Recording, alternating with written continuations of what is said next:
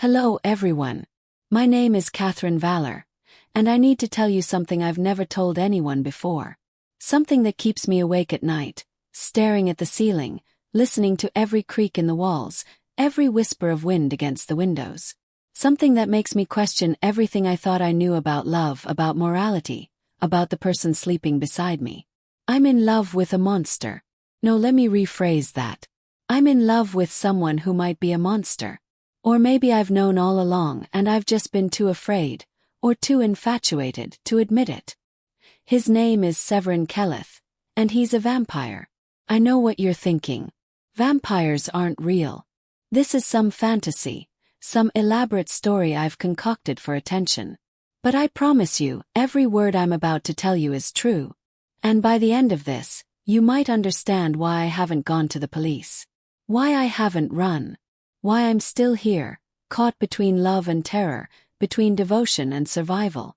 Let me start from the beginning. I met Severin 14 months ago at a charity gala in downtown Seattle. I remember the exact date, October 17th, because it was the night my life split into two distinct chapters, before Severin and after Severin. I wasn't supposed to be there. My friend Margot had won 2 tickets at a silent auction and dragged me along as her plus one. I'd spent the entire week protesting, insisting I had nothing to wear, that I'd be awkward and out of place among Seattle's elite. But Margot wouldn't take no for an answer, and truthfully, I was tired of my routine. Work, home, sleep, repeat. I was a 28-year-old legal assistant with a studio apartment and a dying succulent named Gerald. My life needed something different. The gala was held at the Fairmont Olympic Hotel, in that gorgeous ballroom with the crystal chandeliers and marble columns. I felt like I'd stepped into another era, another world. Everyone was draped in designer clothes and expensive jewelry, moving through the space like they'd been born to it. And then I saw him.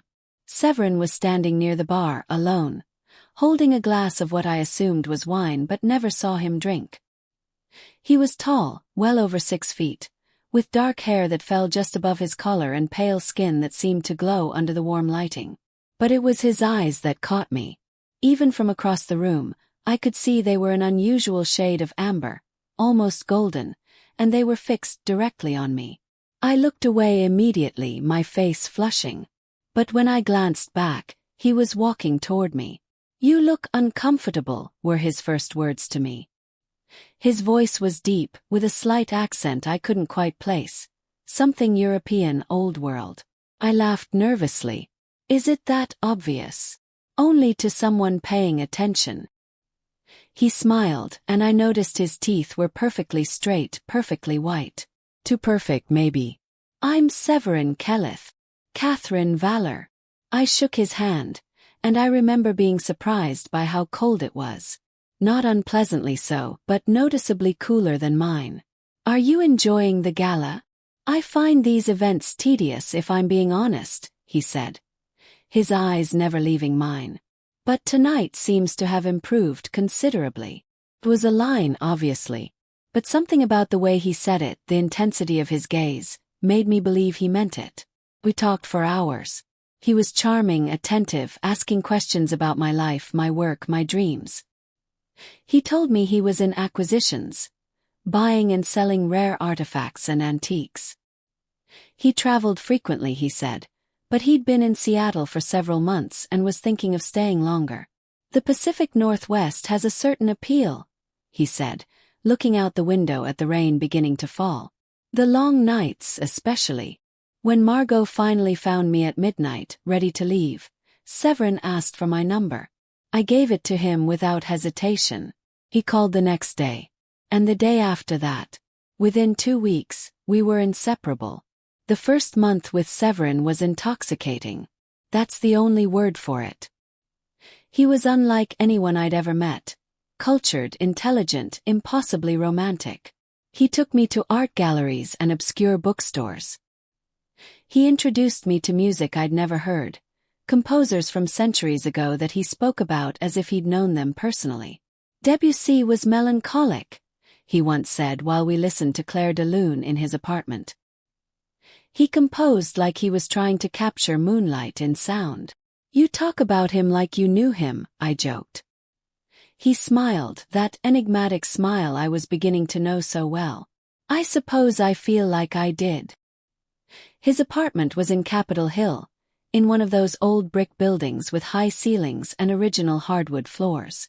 It was tastefully decorated with antiques, genuine antiques, not replicas, and the walls were lined with bookshelves stuffed with volumes in multiple languages. Some of the books looked ancient, their spines cracked and faded. I noticed early on that Severin had unusual habits. He never ate in front of me, claiming he had a sensitive stomach and preferred to eat alone. He was nocturnal, most active at night, though he explained this away as insomnia he'd suffered since childhood. His skin was always cold to the touch, which he attributed to poor circulation. And he was strong, impossibly strong. I discovered this one evening when my car broke down on a dark stretch of road near Discovery Park. I called Severin and he arrived within 15 minutes. Too quickly really, but I was too grateful to question it. When I mentioned we'd need to call a tow truck, he simply walked to the front of my car and pushed it. Alone. Pushed my entire sedan like it weighed nothing, moving it off the road to a safe spot. How did you? I started, but he just shrugged. Adrenaline, he said. You'd be surprised what the human body can do in the right circumstances. But Severin wasn't human. I knew that on some level even then. The signs were all there. I just wasn't ready to see them. The truth came out on our 2-month anniversary. We were in his apartment, curled up on his vintage leather sofa, when I noticed a book on his coffee table. It was old, bound in dark leather with no title on the cover. I picked it up and opened it to a random page. It was a journal, handwritten in elegant script, dated 1847. Severin. I held up the journal, confused. Is this yours? He went very still.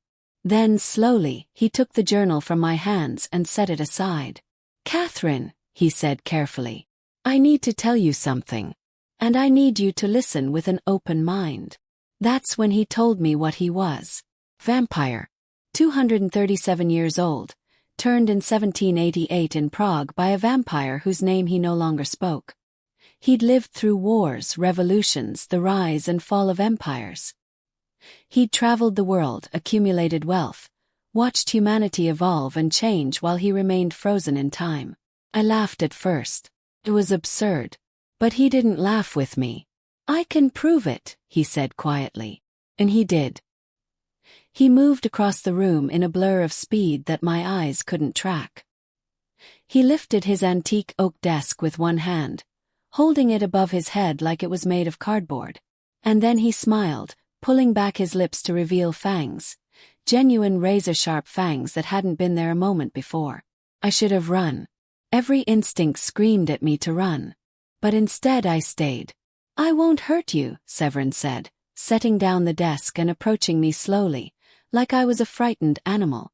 Katherine, I would never hurt you. I'm not like the others. The others. My voice was barely a whisper.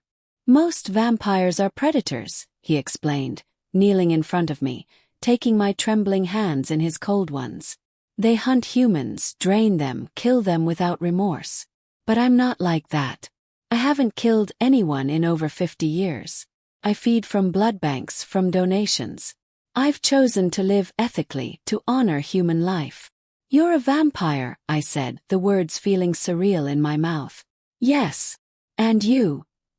You care about me? I love you, Katherine. His amber eyes were intense, earnest. I didn't expect this. I've lived more than 2 centuries. And I've never felt this way about anyone. You make me feel human again. Kissed him then. I don't know why. Maybe because I believed him. Maybe because I was in shock. Maybe because despite everything, despite the impossibility of it all, I loved him too. That night, he explained the rules of his existence. How sunlight weakened him but didn't kill him. That was a myth, though he found it uncomfortable and preferred the night. How he needed blood to survive but had trained himself to live on small amounts. How he could eat human food but it provided no nourishment and tasted like ash in his mouth. I want this to work, he told me as dawn broke outside his window. I want you to be part of my life, my very long life. But you need to understand what you're getting into. This won't be a normal relationship. I don't want normal, I said. I want you. Felt true when I said it. It felt like the beginning of an epic love story. I didn't know I was falling in love with a lie. The first disappearance happened 3 weeks after Severin revealed the truth to me. I was scrolling through the news on my phone during my lunch break when I saw the headline, "Local woman missing after night out in Capitol Hill."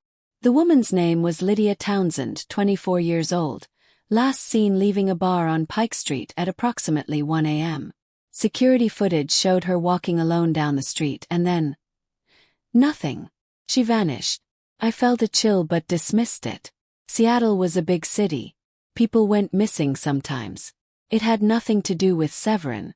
But then there was another one. 2 weeks later, a man named Marcus Oliver disappeared from the same neighborhood. Then another woman, Jennifer Rosewood. All young, all healthy, all last seen at night in Capitol Hill. The local news started calling it a pattern. Police increased patrols. People were warned not to walk alone after dark. I mentioned it to Severin one evening as we sat in his apartment. "It's scary," I said, showing him an article on my phone. 5 people missing in 2 months. All from this area. He glanced at the screen, his expression unreadable. "The city has always been dangerous at night. The police think there might be a serial killer. Perhaps." He handed my phone back to me. "You should be careful, Katherine. Stay aware of your surroundings." Something in his tone made me uneasy, though I couldn't articulate why. As the weeks passed, the disappearances continued. The police found no bodies, no evidence, no leads. It was as if the victims had been erased from existence. And I began to notice things about Severin. He'd disappear sometimes, often for hours, always at night. He'd say he was going for a walk or running errands, but when he returned, there was something different about him. His skin looked less pale, his eyes brighter. His movements more fluid and energized, like he'd fed. One night, I woke up at 3 a.m. and found his side of the bed empty. Called his phone, no answer. I texted him, no response. He didn't come back until nearly dawn, slipping into bed beside me with that familiar coldness. "Where were you?" I asked, my voice thick with sleep. "Couldn't sleep," he murmured, kissing my forehead. "Went for a drive." But his clothes smelled like rain and something else. Something metallic. Blood. I told myself I was being paranoid. Severin had said he was an ethical vampire, that he only drank donated blood. He wouldn't lie to me. He loved me. But doubt once planted grows quickly. I started paying closer attention. I noticed that the disappearances coincided with nights when Severin would vanish for hours. I noticed the way he'd come back looking revitalized, almost glowing. I noticed how he'd avoid my questions, changing the subject whenever I asked where he'd been. And then I noticed the pattern. All the missing people were young, healthy. All had been alone at night. All disappeared without a trace. All had been in Capitol Hill, Severin's neighborhood. One evening I did something I'm not proud of. While Severin was in the shower, I went through his jacket, the one he'd worn the night before during one of his mysterious absences. In the inside pocket I found a receipt. It was from a bar called the Velvet Room, time-stamped at 12:47 a.m. from 3 nights ago. I pulled up the news on my phone with shaking hands. A woman named Danielle Hartley had disappeared 3 nights ago. Last seen leaving the Velvet Room at approximately 1 a.m. My blood ran cold. No, I told myself. It's a coincidence. Seattle is full of bars. Lots of people go to the Velvet Room. But I couldn't unhear the voice in my head whispering the truth I'd been avoiding. Severin was hunting. I couldn't confront him.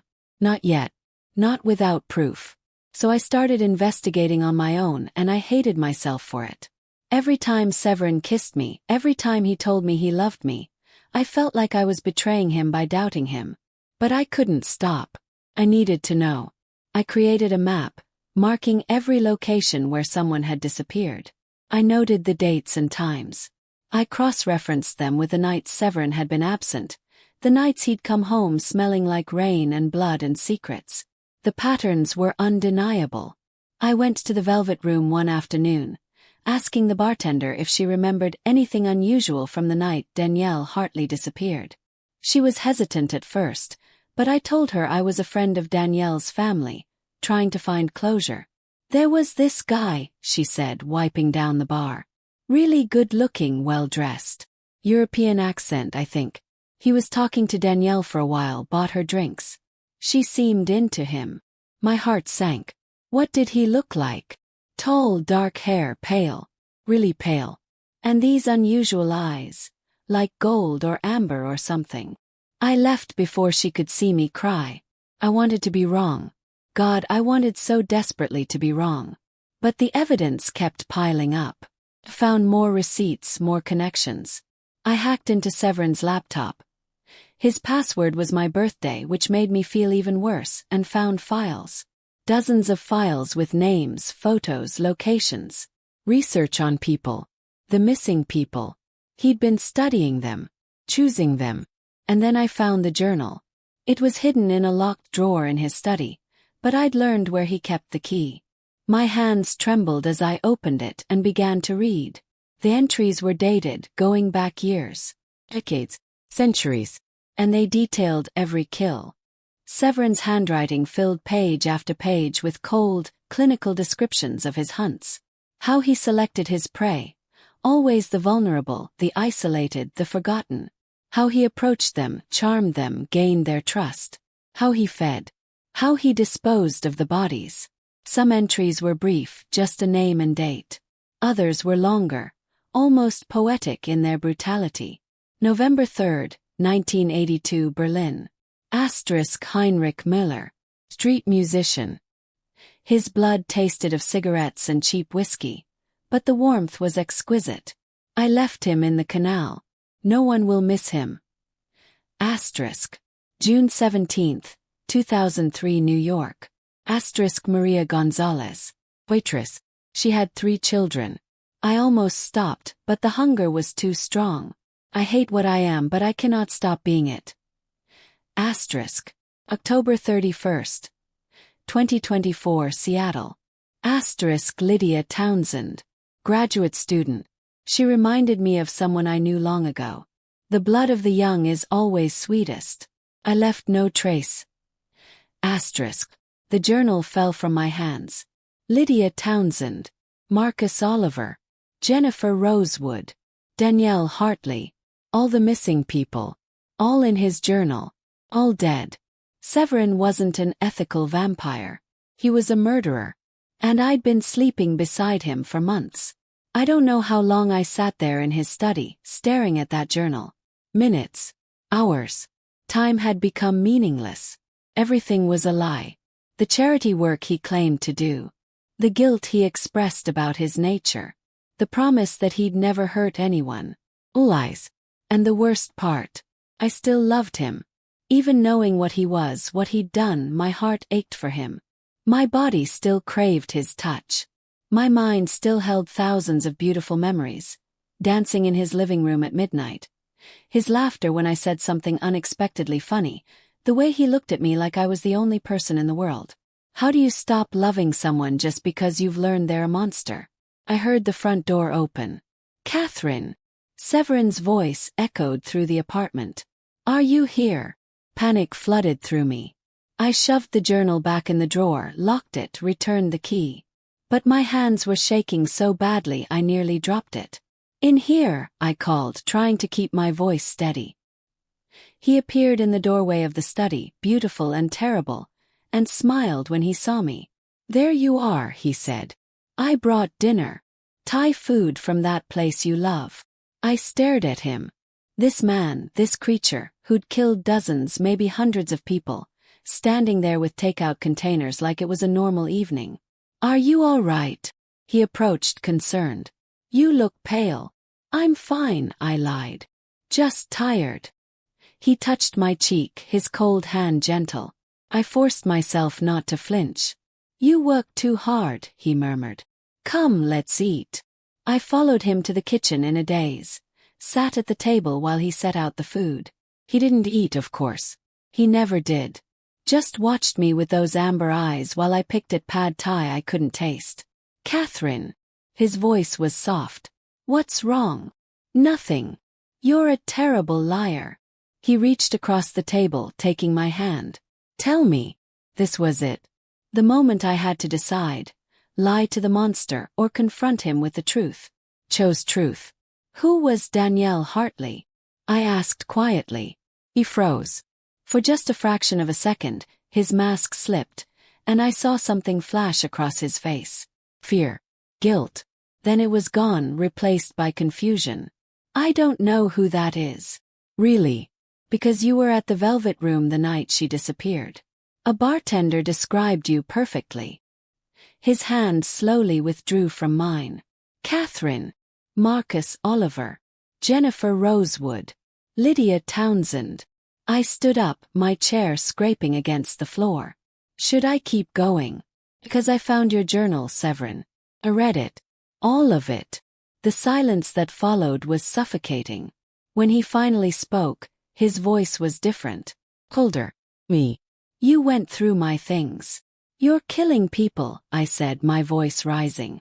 You told me you were ethical, that you hadn't killed anyone in 50 years, and it was all a lie. You've killed at least 7 people since we've been together. 7 that I know of. He stood slowly, and I instinctively took a step back.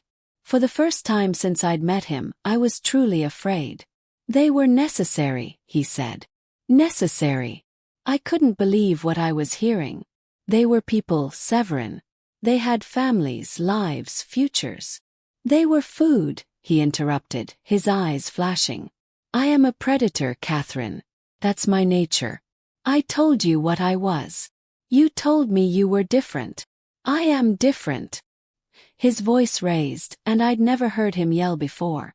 Do you know how many vampires there are in this city alone? Dozens. And most of them kill without thought, without conscience. They drain entire families, leave bodies in the streets, terrorize communities. Choose carefully. I select people who won't be missed, who are already on the margins of society. That doesn't make it better. Tears were streaming down my face now. You're still killing them. You're still taking everything they are, everything they could be. To survive. He moved closer, and I backed against the wall. I need blood to live, Katherine. Real blood, fresh blood. The donated blood from banks is like eating cardboard. It keeps me alive, but barely. Leaves me weak, vulnerable. I tried for years to live that way, and I was miserable. Barely existing. Is that what you want for me? I want you not to be a murderer. Then you want me not to exist. His voice dropped to a whisper. Because I cannot be both alive and innocent. No vampire can. I slid down the wall, sitting on the floor, my entire body shaking. The girl who reminded you of someone you knew. The waitress with 3 children. Were they necessary too? He closed his eyes. No. Then why? Because I'm a monster, Katherine. He sat down across from me, and for the first time he looked old. Ancient. Tired.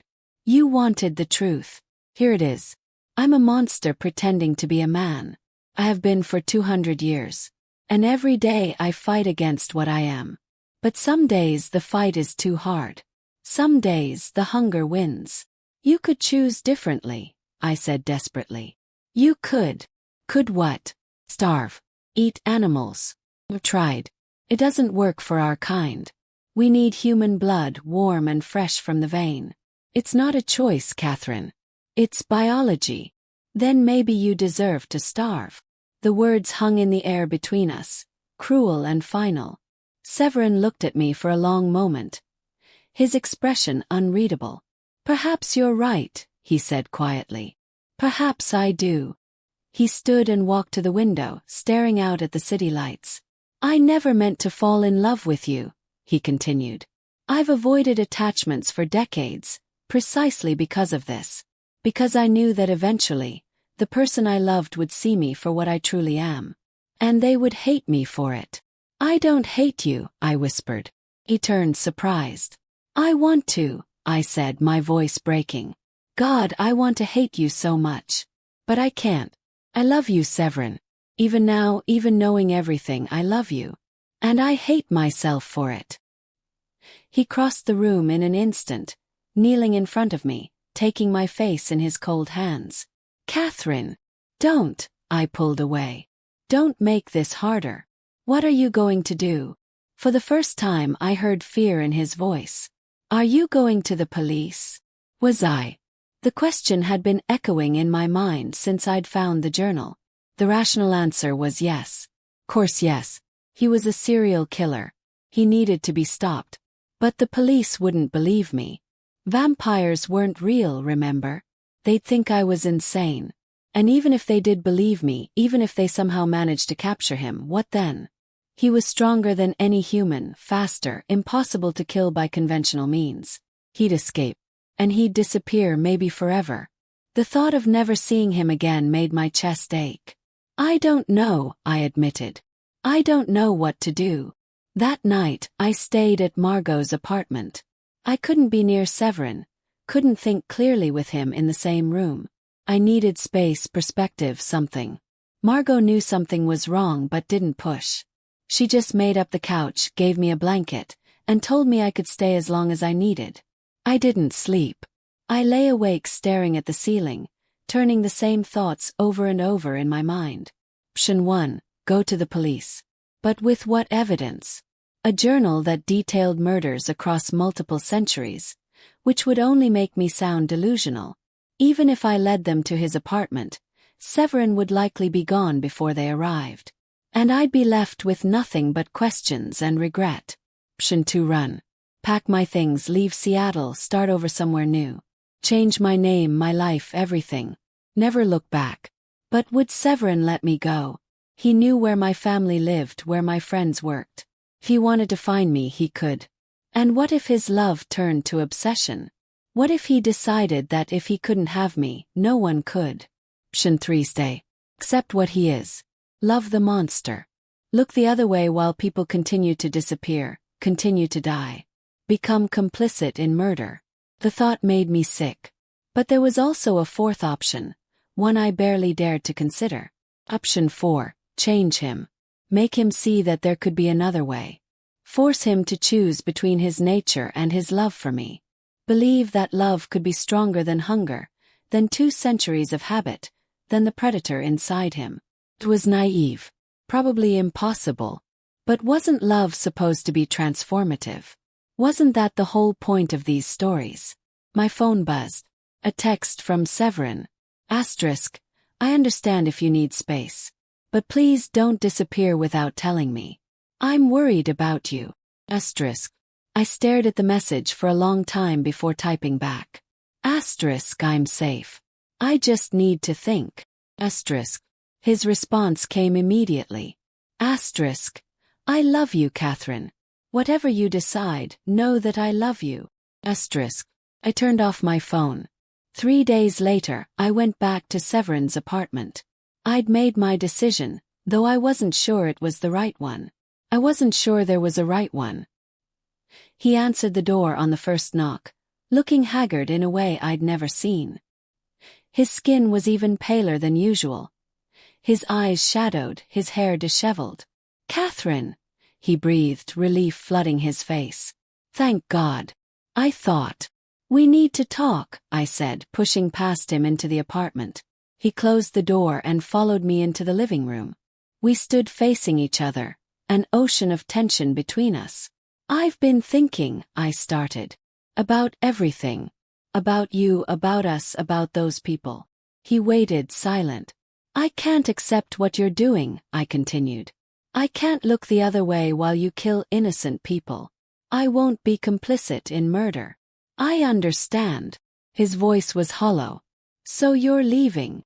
I didn't say that. Hope flickered in his eyes.